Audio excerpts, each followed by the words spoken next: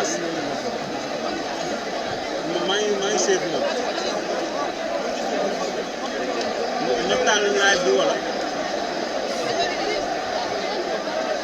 dégg ma li nga wax waaw am naa AG bi Matar ah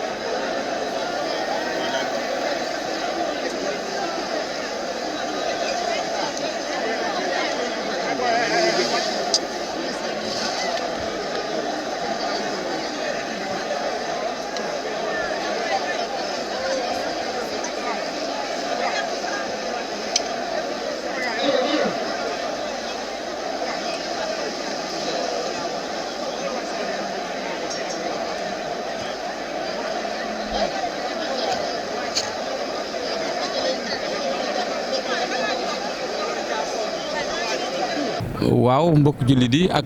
kuréel jullit sax sénégalais africain ñu dellu ci yàlla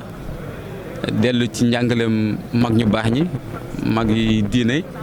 rawatina njàngaleem Serigne Touba doon taaliba fas yéene liggéey jaamu yàlla teral sa bopp teral say waajur lépp loo xam ne ni war nga ko wut ci àdduna sa ñaq moo la ko war a may yaakaar naa buñ toppee ci message yu mel noonu wala njàngale mi rek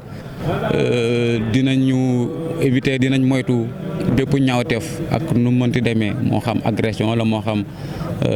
jëlloo moomut la moo xam bépp ñaawteef parce que ñun amuñu leen lu ñuy jéggaani feneen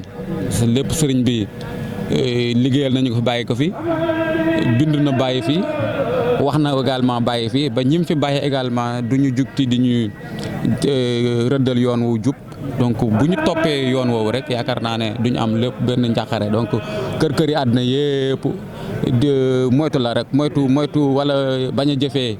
ndigal ak njàngale mag ñu baax ñi la rek rawatina Sëñ Tuubaa waaye buñ ci tënkoo rek duñu am lenn loo xam ne nii dinañ am lu ñu jaaxal. ak contentement rek